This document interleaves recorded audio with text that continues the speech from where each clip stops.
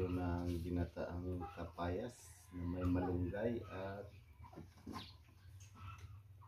Papayas, kalabasa. kalabasa pala.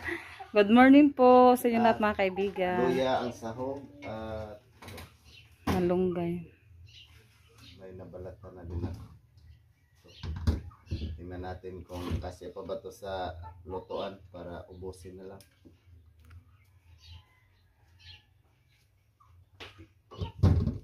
Salita. Happy Sunday pala sa inyo lahat mga kaibigan. Happy Sunday sa lahat. Nagantay kami sa karpintero para may kabit na yung pintuan. Linggo kasi ngayon. Siguro sa tanghali mga kaibigan. Simba tayo. Busy sa paglinis. Dahil may ahas na naman na Liit na ahas mga kaibigan. sa kusina. Sa kusina na siguro parang siya sa iring ba? Hindi nakapasok yun tapos nakita siguro sa pusa kaya sila. Nag-away siguro ba? Kaya yung ahas bali na putol. Putol sa yung ulo sa ahas. Kita siguro sa pusa na may ahas. Nag-away. Nag-ano kasi ako kanina, naglinis yung mga gilid-gilid. Pinamutol ko yung mga sanga-sanga ng mga kahoy-kahoy. Buti nila may pusa nakapasok mga kaibigan na yung napatay yung maliit na ahas. Yung gilid naman, nilinis ko, ginaras cutter ko din. Na kasi open kasi yung kaya siguro nakapasok. Hindi naman siguro dadaan doon sa harap. Kasi may pinto naman dito sa papunta kusina. Di kasi yung ahas, gagapang yan. Dito sa kusina may kasi yung kung lumusot siya doon dyan sa stelmating. Stelmating nga.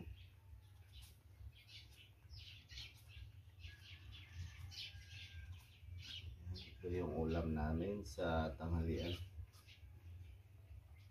Ginataang daming langot. Ginataang kalabasa. Kasi pa ba sa kaldero na yan? Kasi busin mo yan. Sarap yung kalabasa pang paano sa mata. Palinaw daw sa mata. Nagtrabaho ako na sabi ng amo ko mga kaibigan ba. Nakakain daw ng madaming gulay kasi daw para maganda. Tapos maano daw yung kalabasa pang palinaw sa mata. Din balat pang pakinis yung mga gulay. Kaya mamahaba yung mga nila. Ang kinain kasi yung mga kinain nila puros. Dati wala pa mga medisina. Ngayon naabot ako niyan. Naabotan ko yan yung palay. Saka yung mga gulay wala pa medisina. Yung palay nila ni Lola, yun?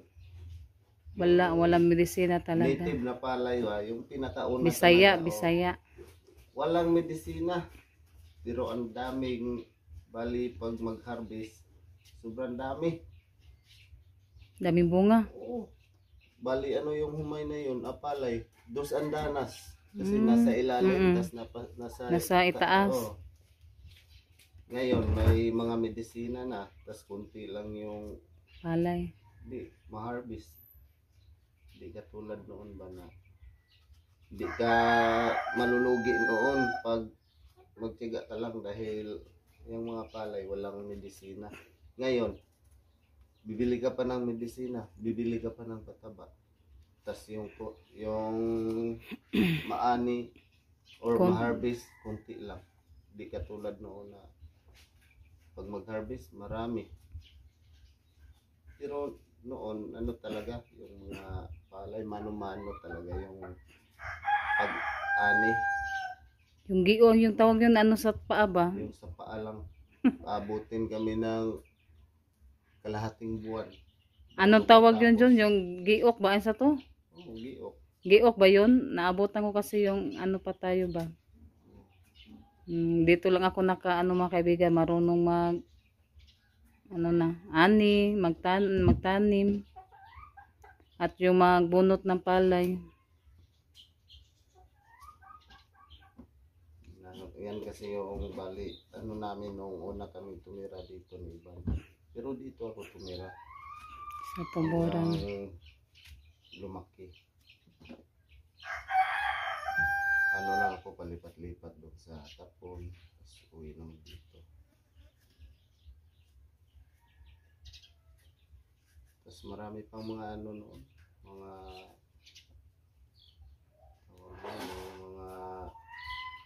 Ros, pultahan Ros, na manok musod. yung mga prutas na ngayon wala na. Parang na ano siya. Nawala. Habang tumatagal. Yung tawag doon, yung pauli na prutas. Ganda siya tignan.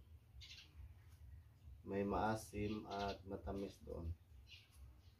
Yun, hindi ko na nakita yung prutas na yun. Tawag doon yung pauli. Asa man tong kuan dyan, okra. Tapos yun, Nadiha. Tama Bombay rad to.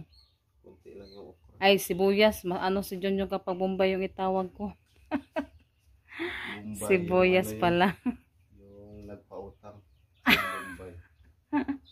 Yung 5-6. 5-6 ba yan? Yan, luto muna kami ng gulay ngayon. Langaw. Ulam namin sa tanghalian. Kasi kahapon yung ulam namin yung batong din. Gulay din. Gulay Ginisa- din, ginisang batong. Sitaw ba? Ay, sitaw pala, sitaw. Batong sa Bisaya. Tawag dito sa amin. Tapos sa ibang lugar, hindi naman yan batong. Kasi sa ibang bansa, sitaw. Pag labas ka na sa Pilipinas, wala nang Bisaya doon. English na. Yan, shout out tayo sa lahat ng mga subscribers, Shout out silent sa viewers, Mga kaibigan.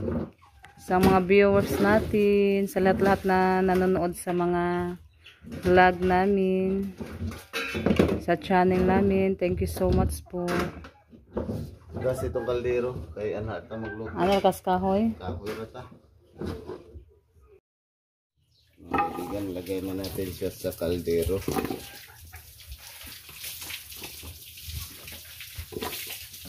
Ang okra, yan muna natin yan pag malambot na yung kalabasa.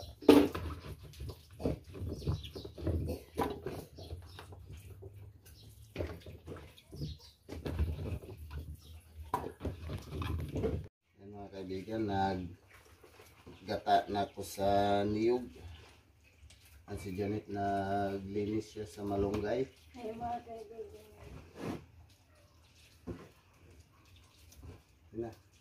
Yan ang mga kaibigan, kumukulo na siya at medyo malambot na din yan. Ayan ba? Half cook na siya. Ilagay na natin yung mga sangkap.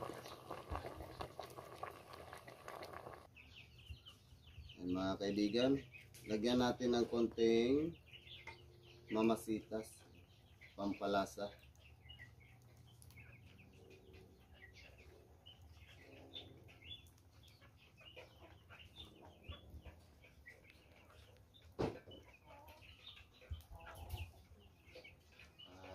Asin.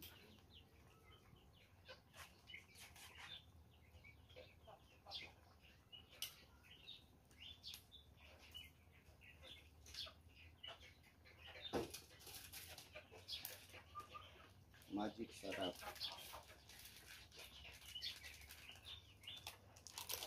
Tigas niya. Nakakable.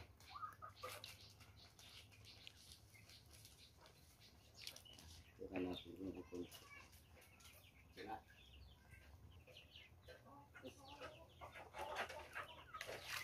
Lagay natin yung okra. Dali lang kasing lumambot yung okra. Kaya pinahuli natin. O, may ano pa yan.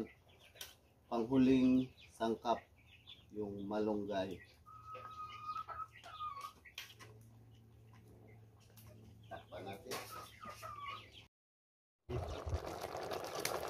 Yan na mga kaibigan, malambot na siya at ilagay na natin yung malunggay.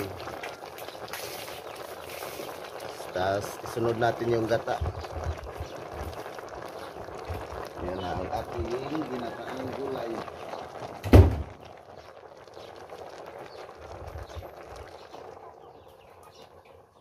Ito na yung ating gata. Kuan na pangalawa. Ay katungunan ano. Yung pinakauna yan. Pinakaunang gata yan mga kaibigan. Walang pangalawa.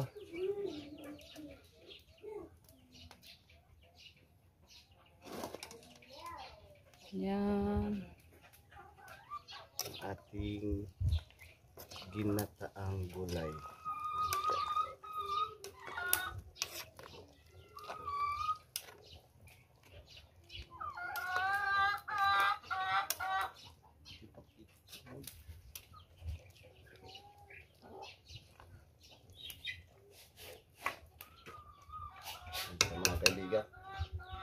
Mga kaibigan, yung ating ginataang gulay, naluto na siya. Ginataang kalabasa.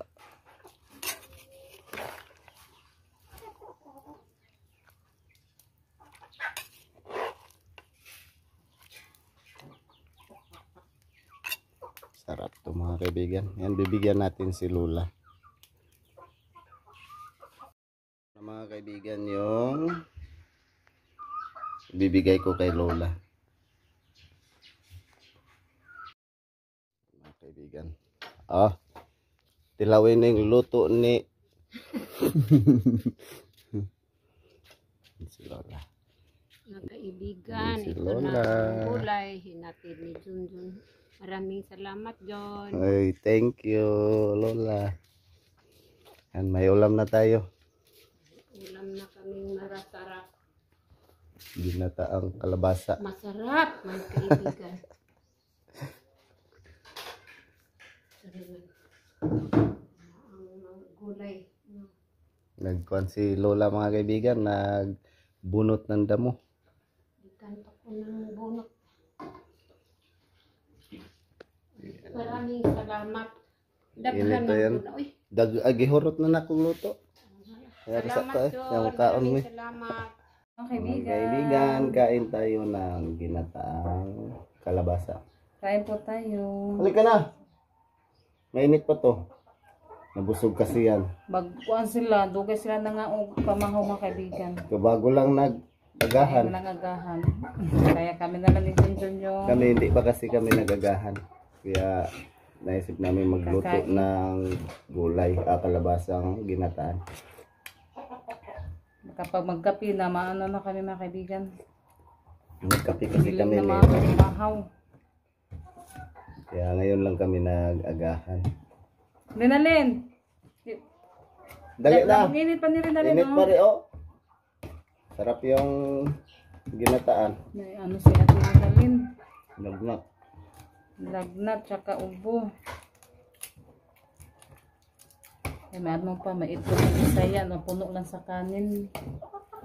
Nano ko kasi ito, gibaw-baw ba sa kanin.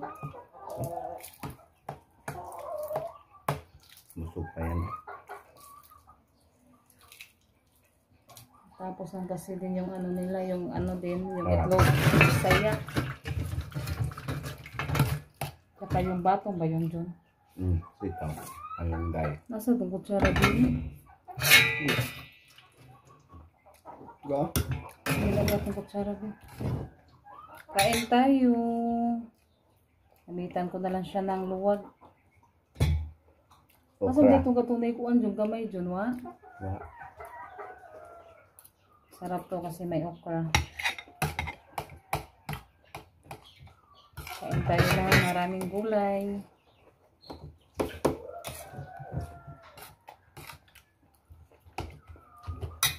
Mga kaibigan, naikabit na po yung ating pinto.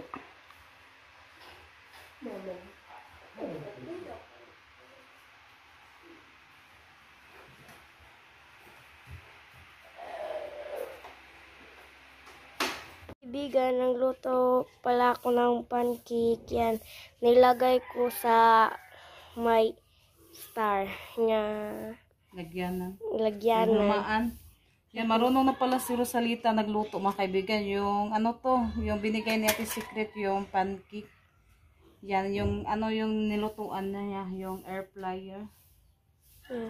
Yan, tapos nilagay niya sa hulmaan yan. Marunong na pala siya magluto.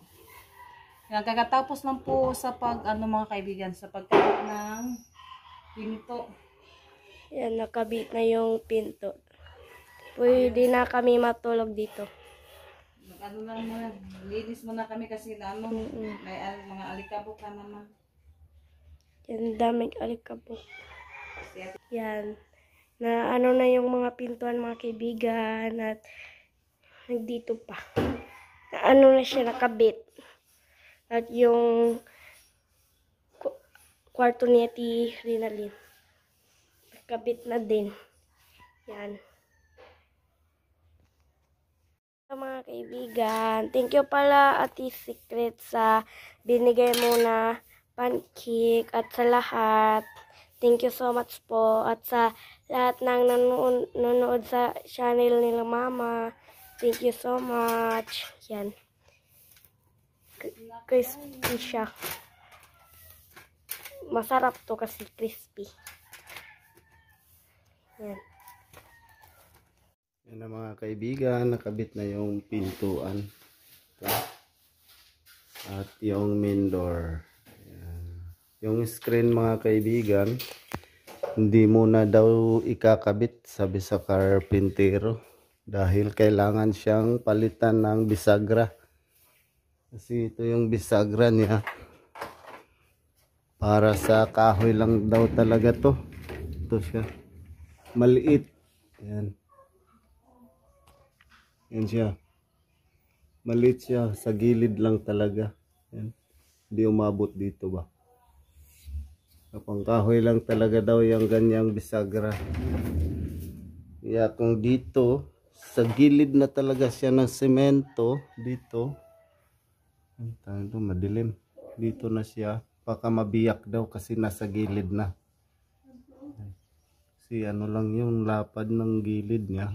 Siguro ganito. Yan. Tapos hanggang dito lang. Ang butas nasa gitna nito. Tapos kung baka mabiyak daw kaya kailangan palitan ng malaki konti. Ito siguro kalaki. Tawag may pangalan doon. 3x3 ba daw? 3x3 daw yung ipapalit na bisagra. Yan. Naglinis sila sa alikabok. Ilinis na naman uli. Yan yung alikabok sa kutso, no? Iba na yung kulay. May puti-puti. Kailangan na siyang palitan ng sapin.